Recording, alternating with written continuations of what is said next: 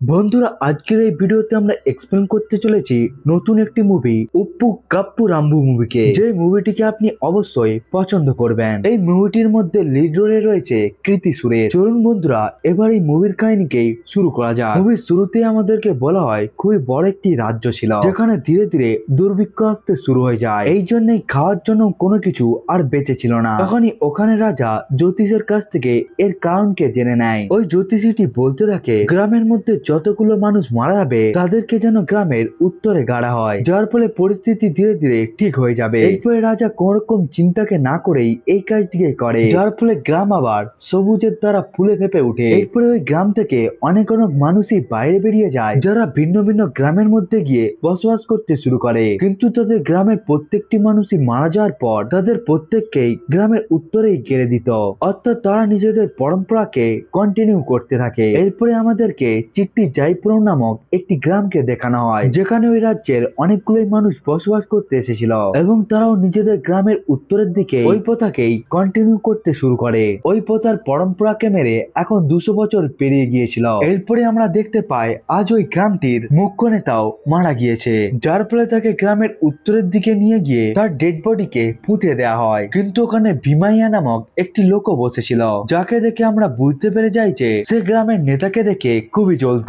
ওখানে মধুরাই নামক একটি লোকও ছিল, যে শুধুমাত্র টাকার নেশার মধ্যেই আসক্ত ছিল। এরপরে আমরা ওই নেতার মেয়ে অপূর্বা এবং তার মাকে দেখতে পাই, যারা এখানে কেঁদেই চলছিল। এরপরে কবরস্থানের মধ্যে কাজ করা চিন্না ওই জায়গার মধ্যে পৌঁছে যায়, যে গ্রামের নেতাকে রীতি রেওয়াজকে ফলো করে তাকে মাটির মধ্যে পুঁতে দেয়। অন্যদিকে নেতার সমাধিতে সব থেকে বড় পাথরকে দেখে হুমাইয়া বলতে থাকে, যখন আমি মারা যাব তখন তোমরা এর থেকেও বড় পাথরকে লাগাবে। এরপরে আমরা চিন্নার ঘরের সিনকে দেখতে পাই, যেখানে তার মায়ের খুবই বড় একটি রোগ ছিল এবং তার মা যে কোনো পরিস্থিতির মধ্যেই মারা যেতে পারত।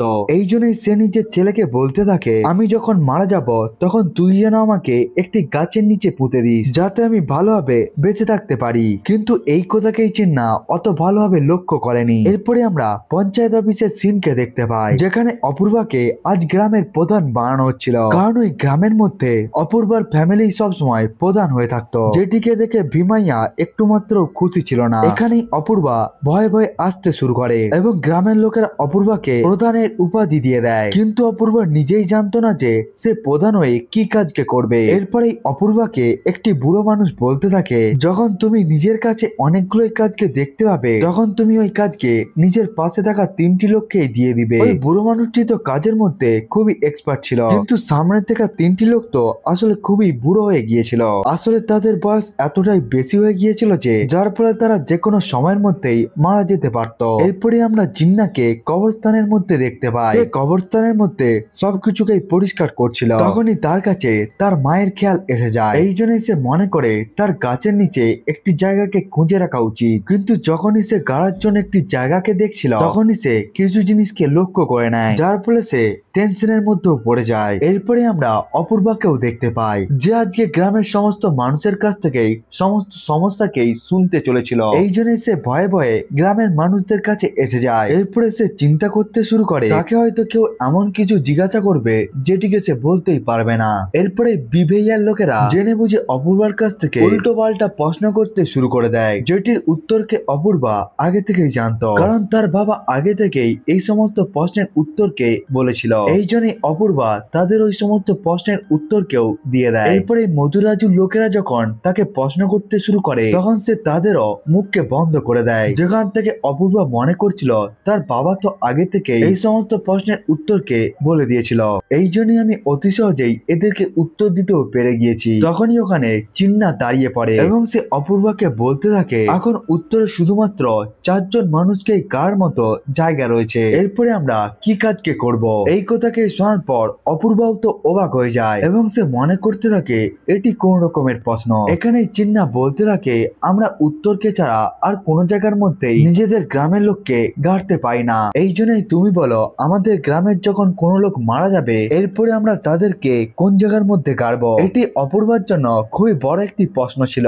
এই জন্যই সে বলতে থাকে সে চিন্তা করে এটির উত্তরকে দিবে এবং সেই প্রশ্নের উত্তরকেই বার করার জন্য 2 দিনের সময়কে নিয়ে নেয়, কারণ এখন ভীমাইয়াও অপূর্বার পেছনে পড়ে গিয়েছিল। এরপরে অপূর্বা ঘরের মধ্যে সে খুবই কাঁদতে শুরু করে। সে এখন মনে মনে করতে থাকে আমি কোন প্রবলেমের মধ্যে পড়ে গেলাম এবং এখন আমি এই জায়গার কি করব। এরপরে গ্রামের মধ্যে চর্চা শুরু হয়ে যায় যে এখন কবরস্থানের মধ্যে শুধুমাত্র 4টি জায়গা রয়েছে, এই জন্য আমরা মারা যাওয়ার পর আমাদের অবস্থা কি হবে সেটিকেও আমরা জানি না। অন্যদিকে চিন্নার মায়ের শরীর আরো বেশি অসুস্থ হয়ে যায়, এই জন্য সে তার মাকে নিয়ে হসপিটাল এসেছিল। এখানে চিন্নার মা চিন্নার কাছ থেকে প্রমিস নেয় যে সে যেন তাকে মারা যাওয়ার পর গাছের ছায়ার নিচে গাড়ে। অন্যদিকে আমরা অপূর্বাকে দেখতে পাই যে একটি সিদ্ধান্তকে নিয়ে নেয়। সে বলতে থাকে আমরা পাশের গ্রামের মধ্যে পৌঁছে গিয়ে তাদের কাছ থেকে সাহায্যকে চাইবো যাতে তারা আমাদেরকে কবরস্থানের জন্য জায়গাকে দিতে পারে। এরপরে তারা পাশের গ্রামের মধ্যে পৌঁছে যায় জমিকে নিয়ে কথা বলার জন্য, কিন্তু পাশের গ্রামের লোকেরা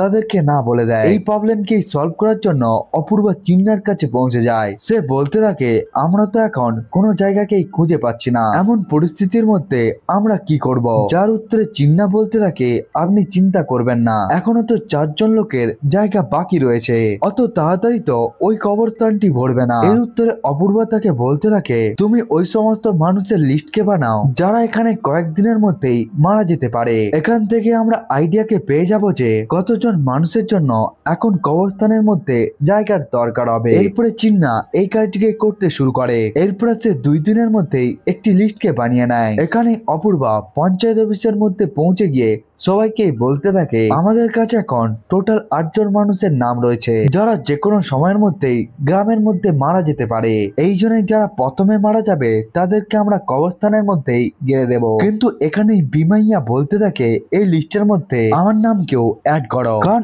আমার পরিবার এই গ্রামের মধ্যে সব থেকে পুরনো, এই জন্য আমি মারা যাওয়ার পর এই গ্রামের কবরস্থানের মধ্যে আমার ফ্যামিলির লোকেরা এখানেই পুঁতে দিবে। এরপরে মধুরাজও বলতে থাকে তারাও যেন এই লিস্টের মধ্যে নাম থাকে, কিন্তু এই জন্য ভীমের সাথে মধুরাজুর কথা কাটাকাটি শুরু হয়ে যায়। যেই প্রবলেমকে দেখার পর অপূর্বা ওই জায়গা থেকে চলে যায়। এরপরে সে মনে করতে থাকে তার এখন কি করা উচিত। তখনই তার কাছে একটি আইডিয়া চলে আসে। সে মনে করতে থাকে গ্রামের লোকেদের কাছ থেকে লটারির সাহায্যেই নামকে বার করা হবে, যার ভাগ্য ভালো থাকবে সে গ্রামের কবরস্থানের মধ্যে জায়গাকে পেয়ে যাবে। এর পরের দিন অপূর্বা গ্রামের মধ্যে অ্যানাউন্সমেন্ট করিয়ে গ্রামের সমস্ত লোকদেরকেই এই কথাটি বলে দেয়। এখানে অপূর্বার সাথে থাকা 3টি বুড়ো লোক এই ছোট কাজটিকে করার জন্য পুরো মাইকের বন্দোবস্তকেও করে নেয়। এরপরে অপূর্বা এক এক করে সমস্ত গ্রামের লোকের নামকেই এক এক করে বাইরে বার করতে থাকে। এখানে 3জন লোকের নাম অ্যানাউন্স হয়ে যায়, যার মধ্যে একজনের নাম মধুরাজুর বাবার নামও ছিল, যার ফলে সে তো খুবই খুশি হয়ে যায়। এরপরে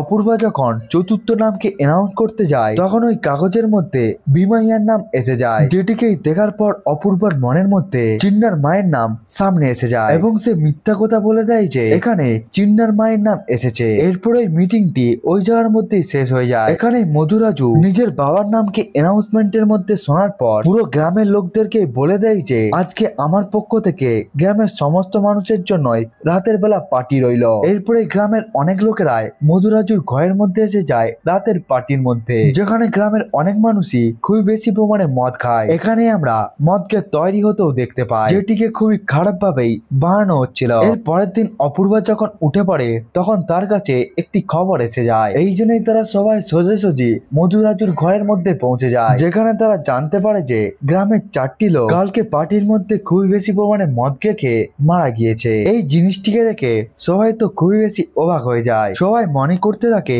এখন তো কবরস্থানের সমস্ত জায়গায় শেষ হয়ে গিয়েছে। এরপরে চিন্না এক এক করে তাদের সবাইকে গ্রামের উত্তরে থাকা কবরস্থানের মধ্যেই গেড়ে দেয়। এখানে বিমাইয়া তো খুবই বেশি খুশি হচ্ছিল, কারণ যখন তার কবরস্থানের মধ্যে জায়গা হয়নি তখন কেউ যেন ওই কবরস্থানের জায়গাকে না পেতে পারে। এখানেই রাতে জিন্না নিজের মাকে বলতে থাকে তুমি কোন রকম চিন্তা করো না, আমি তোমার জন্য একটি জায়গাকে খুঁজে নিয়েছি এবং তুমি মারা যাওয়ার পর আমি তোমাকে ওই জায়গার মধ্যেই গাড়বো। এরপরে চিন্না কবরস্থানের মধ্যে পৌঁছে যায় এবং ওখানেই জানতে পারা যায় যে চিন্না নিজের মায়ের জন্য আগের থেকে একটি কবরস্থানের মধ্যে জায়গাকে বেছে নিয়েছিল, কিন্তু চিন্নার মনের মধ্যে এটিকে নিয়ে ভয়ও ছিল যে গ্রামের মানুষরা যদি এই কবরস্থানের জায়গাকে জানতে পেরে যায় আমি বেইমানি করেছি বলে, তাহলে গ্রামের লোকেরা তাকে কখনোই ছাড়বে না। এই জন্যই চিন্না পরের দিন সমাধিকে গাড়ার জন্য একটি খালি পাথরকেই উঠিয়ে নিয়ে যাচ্ছিল, যাতে গ্রামের লোকেরা এটিকে মনে করতে না পারে কবরস্থানের মধ্যে কোনো জায়গা খালি রয়েছে বলে। কিন্তু তখনই রাস্তার মধ্যে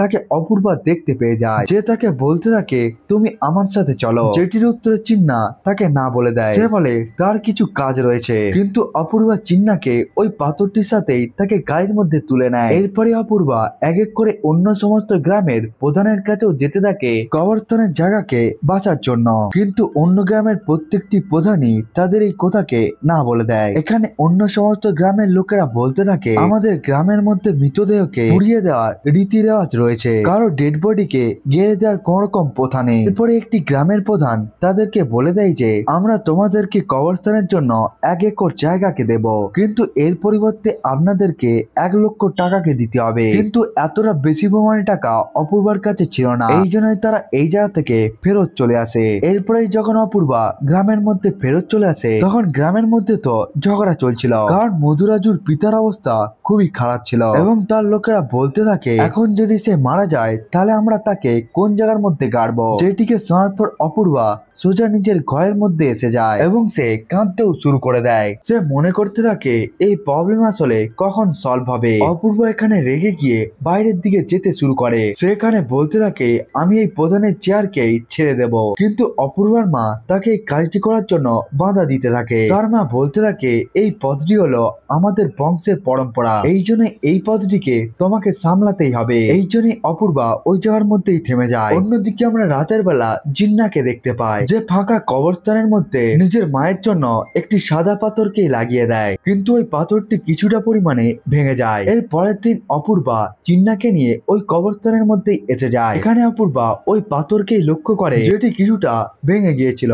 এখানেই সে বলতে থাকে এই পাথরটিকে দেখে তো নতুন নতুন মনে হচ্ছে, যে কথাটিকে চিন্না পুরোপুরি ভাবে ঘুরিয়ে দেয়। সে বলতে থাকে এটি 100 বছর পুরনো কবর, যেটি এত পুরনো হয়ে যাওয়ার জন্য চকচক করছে। এই কথাকে শোনার পর অপূর্বার মাথার মধ্যে একটি আইডিয়া এসে যায়। সে বলে আমরা তো এটিকেও করতে পারবো, যেটি আসলে 100 বছর পুরনো কবর, সেটিকে খালি করে আবার আমরা একটি কবরস্থানের জায়গাকে নতুন করে নেব। এই আইডিয়াটিকে জিন্নাও ভালো মনে করে। এই কথাটিকেই অপূর্বা গ্রামের সমস্ত লোকদেরকেই বলে দেয়, কিন্তু তখনই গ্রামের পুরোহিত বলতে থাকে আমরা এই কাজটিকে করতে পারবো না। কিন্তু অপূর্বা ওই পুরোহিতের মুখকেই বন্ধ করিয়ে দেয় এবং সে নিজের লোকেদেরকে অর্ডার দিয়ে দেয় যে 100 বছর পুরনো কবরের লিস্টকে তারা যেন বানিয়ে নেয়। এরপরে আমরা ওই সমস্ত জায়গাগুলোকে খালি করে দেব। এরপরে ওই 3টি বুড়ো লোক জিন্নার সাথে মিলে কবরস্থানের মধ্যে একটি লিস্টকে বানাতে শুরু করে, কিন্তু যখনই তারা ওই খালি জায়গাটির কবরের কাছে পৌঁছে যায় যেটিকে জিন্না বাঁচিয়ে রেখেছিল, তখন জিন্না ওই 3টি বুড়ো মানুষকেই ভূতের নামকে করে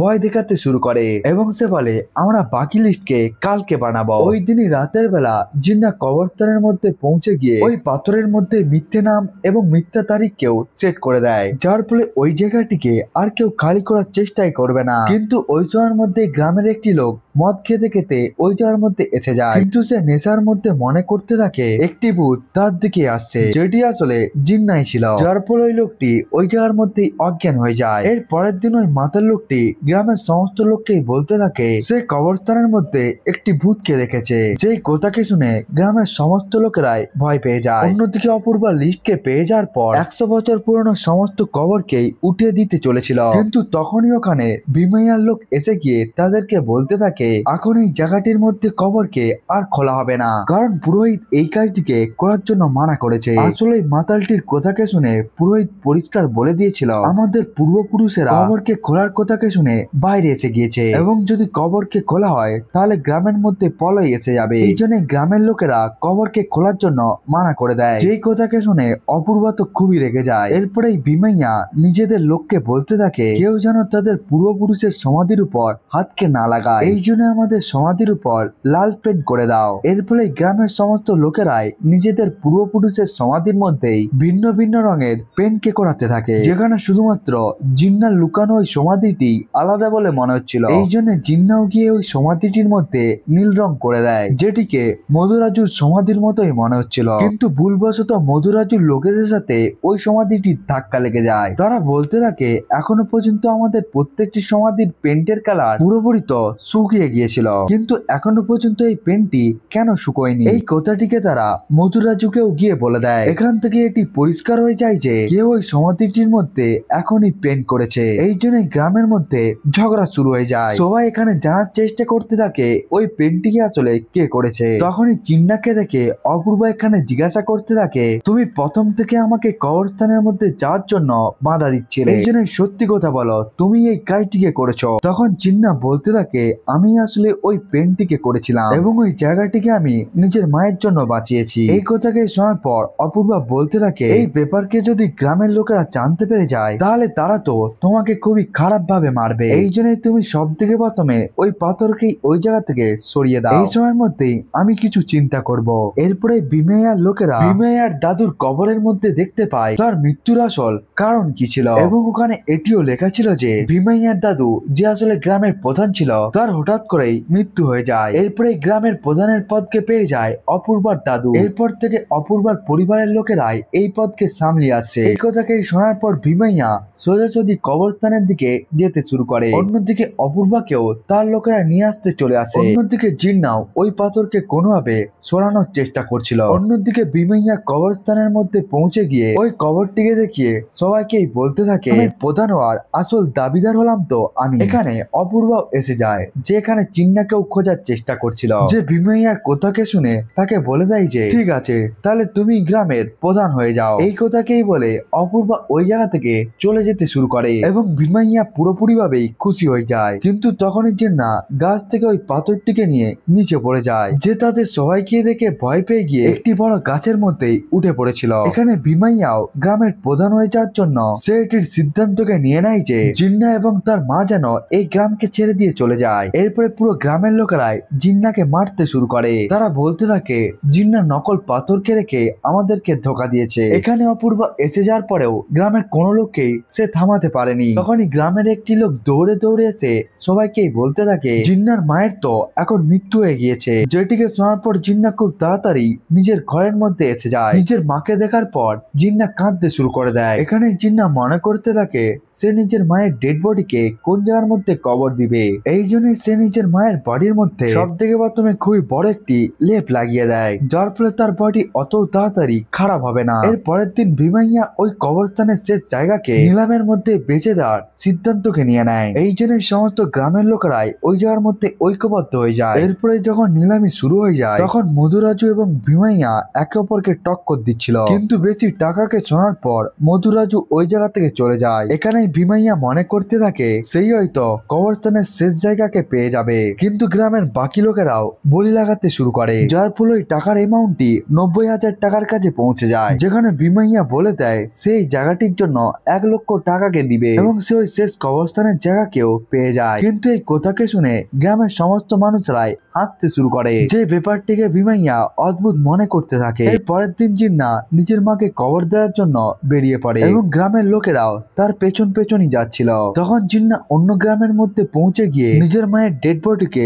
পোঁতার চেষ্টা করতে থাকে। এখান থেকে সিন কিছু সময় আগে শিফট হয়ে যায়, যেখানে জিন্না অপূর্বার কাছে এসে একটি আইডিয়া বলতে থাকে, আমরা লোকেদেরকে কবর দেওয়ার জন্য জায়গাকে পেতে পারবো। এই জন্য অপূর্ব মিটিং এর মধ্যে সমস্ত গ্রামের লোককেই ডেকে নেয় ভীমাইয়া এবং মধুরাজুকে ছেড়ে, এবং তারা প্ল্যানকে বানিয়ে নেয় যে তাদেরকে কোনোভাবে ওই নিলামকে 1 লক্ষ টাকার কাছে নিয়ে যেতে হবে, যার ফলে তারা প্ল্যান মতো এই কাজটিকেই করে নেয়। এরপরে তারা ভীমাইয়ার দেওয়া 1 লক্ষ টাকাকে ব্যবহার করে ওই গ্রামের লোকদেরকেই দিয়ে দেয়, যারা এর পরিবর্তে 1 একর জমিকে দিচ্ছিল। অর্থাৎ জিন্না নিজের মাকে ওই জায়গার মধ্যে গাড়তে এসেছিল। এরপরে জিন্না নিজের মায়ের সমাধির মধ্যে একটি গাছকেও লাগিয়ে দেয়। সে মনে করতে থাকে এই গাছটি পরে বড় হবে, যে বড় হয়ে গিয়ে আমার মাকে ছায়া দেবে। এরপরে আমরা কিছু সময় আগের সিনকে দেখতে পাই, যেখানে ওই চারা গাছটি এখন বড় গাছে পরিবর্তন হয়ে গিয়েছিল এবং জিন্না নিজের মাকেই মনে করছিল। অন্যদিকে গ্রামের লোকেরা ভীমাইয়ার জায়গায় অপূর্বাকেই নিজেদের গ্রামের প্রধান বানিয়ে নেয়। এর সাথে এই মুভিটি এই জায়গার মধ্যেই শেষ হয়ে যায়। বন্ধুরা, আজকের এই ভিডিওটি এতটা পর্যন্তই। দেখা হচ্ছে অন্য একটি ভিডিওকে নিয়ে, ততক্ষণের জন্য বাই বাই।